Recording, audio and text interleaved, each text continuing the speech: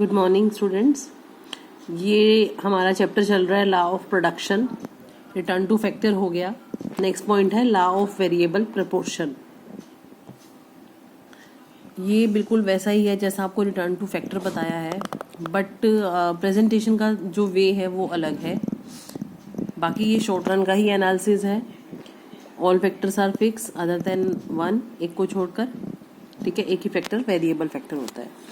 When the number of one factor is increasing while the other factor remain constant, जब एक factor increase करते हैं और बाकी के फैक्टर कांस्टेंट रहते हैं, then proportion between the factor is altered, change होगा कि एक लैंड के साथ एक लेबर 1:1, एक लैंड के साथ दो लेबर 1:2, तो रेशो चेंज होगा। Supposing there are two factors of production, land, labor. Land is a fixed factor, labor is variable factor. Supposing you have a land measuring 2 hectare, तो हमारे पास एक land है। You grow tomatoes on it with the help of laborer. The proportion between the labor and land will be 1:2, मतलब 1 for labor and 2 hectare land. Clear? Accordingly, proportion is that if the number of laborer is increased to 2, then the new proportion between the labor and land is 2:2. If there are 2 hectares land, 2 hectare land है per laborer previously, there will be 1 hectare land per laborer. पहले 2 hectare एक labour के लिए थी, अब 2 hectare 2 labour के लिए हो गई, मतलब एक labour 1 hectare land. On account of change in proportion of factors, तो फैक्टर्स का रेशियो चेंज हो रहा है। They will be change in total output at different rates, तो टोटल प्रोडक्शन भी चेंज होगा। In economics the this tendency is law of variable proportion. This law state that as the proportion of factors change, जैसे ही factors का ratio change होता है, total output initially increases more than proportionately. तो starting में तो output बढ़ता है, then finally less than proportionately, और बाद में कम होना start हो जाता है। Definition: The law of variable proportion state that if the input of one resource, एक resource का input बढ़ाया जाए by equal increments per unit of time, while input of other resources held constant, बाकियों को constant रखा जाए, total output will increase, production बढ़ेगा, but beyond some point, लेकिन एक point के बाद जो production है वो बढ़ने की बजाय स्मॉलर एंड स्मॉलर कम होता जाएगा। तो देख लिया आपने, बिल्कुल वही टॉपिक है जो हम पहले कर चुके हैं। रिटर्न टू फैक्टर में भी एक्सप्लेनेशन यही था। अजम्पशन ऑफ लॉ, अजम्पशंस मतलब मान्यताएं, ये वो बातें हैं जो आपको मानकर चलनी पड़ेंगी, तभी ये लॉ एप्लीकेबल होगा। Production is not of fix proportion type, it is variable proportion type. So input जो है वो बढ़ाएंगे, कंबाइन करेंगे more of the variable factor with the fix factor. Unit of variable factor जो होगा वो होमोजीनियस होगा, इक्वली एफिशिएंट, इंक्रीजिंग 1/1। मतलब जो हम लेबर को इंक्रीज कर रहे हैं, ये बात मान के चलिए कि लेबर की एवरी यूनिट जो है ना वो सेम है, सिमिलर है काम करने में, किसी भी तरह का उसमें चेंज नहीं मिलेगा। वो इक्वली एफिशिएंट है, इक्वली वो वर्क कर सकते हैं, बिल्कुल इक्वल। इसी वजह से डिमिनिशिंग रिटर्न स्टार्ट होंगे, not because of the latter unit of the variable factor are less efficient. तो वो उसका कारण लेबर नहीं होगा कि लेबर एफिशिएंट नहीं था इसलिए प्रोडक्शन कम हुआ, वो लॉ ऑफ वेरिएबल प्रोपोर्शन है जिसकी वजह से प्रोडक्शन कम होना शुरू होगा। Some of the factors are fixed, कुछ फैक्टर्स को हमने फिक्स रख दिया। तो अगर आपको प्रोडक्शन बढ़ाना है तो सिर्फ वेरिएबल फैक्टर से बढ़ा सकते हैं, टेक्नोलॉजी में चेंज नहीं कर सकते, ठीक है। टेक्निक को आपने कांस्टेंट रखना है। Occurrence of this law can be deferred in case the state of technology is improved, क्योंकि अगर टेक्निक चेंज हो गई तो ये लॉ को आप एप्लीकेबल ही नहीं होने देंगे कि जो आपका लॉस वाला स्टेज आएगा कि आपको नुकसान हो रहा है, प्रोडक्शन कम हो रहा है, वो स्टेज आएगी ही नहीं because of technology. Improvement in the state of technology facilitate greater output, क्योंकि टेक्निक की इम्प्रूवमेंट से प्रोडक्शन बढ़ेगा, ठीक है, with the same set of input और same output with the reduced input. या तो फैक्टर्स वही और प्रोडक्शन ज़्यादा, या फिर फैक्टर्स कम और प्रोडक्शन सेम, ठीक है। टेबल वही जो आपको पहले करवा रखी है, बस उसकी स्टेजेस इन्होंने बताई हैं। और ग्राफ भी पहले वाला है जो आपको करवाया था ये वाला, तो करके बताती हूँ वापस से, ठीक है। ये देखिए लैंड फिक्स, लेबर हमने ले लिया वेरिएबल फैक्टर। अब हमने बनाना है हमारा टीपी और एमपी, एपी भी बना सकते हैं, कोई प्रॉब्लम नहीं है एपी में भी, ठीक है।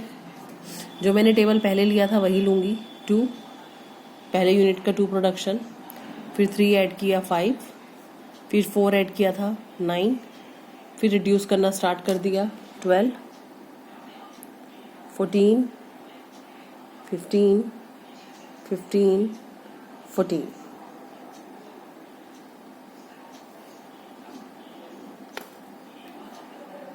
ठीक है। MP 2, 3, 4, 3, 2, 1, 0, -1। एवरेज 2, 2.5, 3, 3,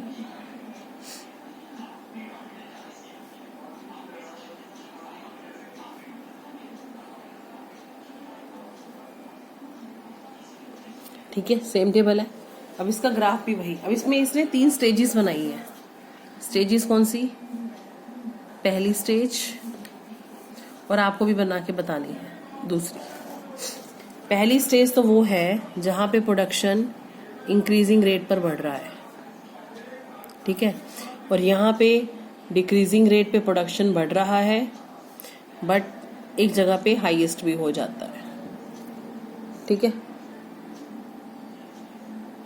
और यहाँ पे प्रोडक्शन रिड्यूस होना स्टार्ट हो गया। क्लियर? ये 3 इसकी स्टेजेस है। रिटर्न टू फैक्टर्स में तो 3 लो बना दिए, इसमें लो नहीं है, 3 स्टेजेस। लो एक ही है, एक ही टेबल है, एक ही ग्राफ है। स्टेजेस 3 बन गई हैं, इंक्रीजिंग रिटर्न की, कांस्टेंट की और डिमिनिशिंग की। ग्राफ भी पहले वाला ही बताऊंगी जो पहले आपको पिछली वीडियो में भी बताया था शायद।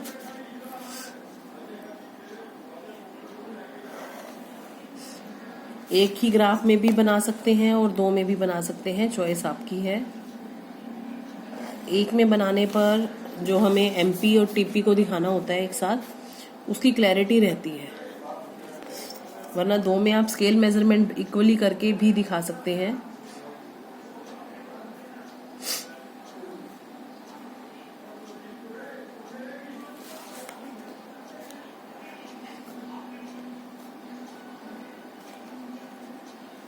पिछले ग्राफ में मैंने 1 का गैप लेकर 1 का स्केल लिया था, अब मैं आपको 2 के स्केल पे करके बता रही हूँ। कोई फर्क नहीं पड़ता, ग्राफ की शेप सेम जाती है। टीपी का ग्राफ बनाऊंगी 1 on 2, 2 on 5, 3 on 9,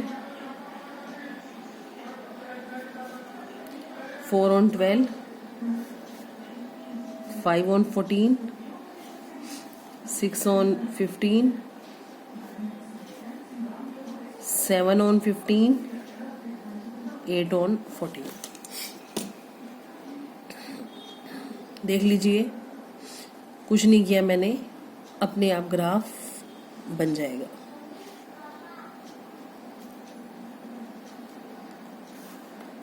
टीपी का, ठीक है,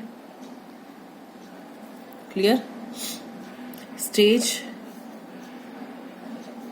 ये जो शेप है जो मैंने आपको पहले भी एक बार अलग करके बताई है, ये जो शेप जा रही है ये वाली, ये मेरी इंक्रीजिंग रिटर्न्स की है, ठीक है। फर्स्ट स्टेज जहाँ पे हाईएस्ट हुआ 7 नंबर पे, वो है मेरी सेकंड स्टेज। जहाँ पे रिड्यूस होना स्टार्ट हुआ वो है थर्ड। अब हम इसके साथ एमपी का दिखाएंगे। 2, 3, 4, 3 2 1 0 -1। एक्चुअली में क्या है, अगर आप अलग शीट पे बनाते हैं, नीचे अलग से बनाते हैं,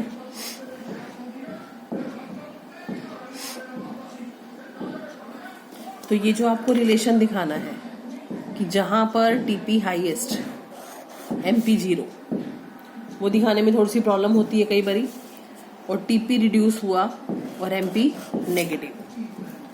TP is maximum at this point and MP is 0.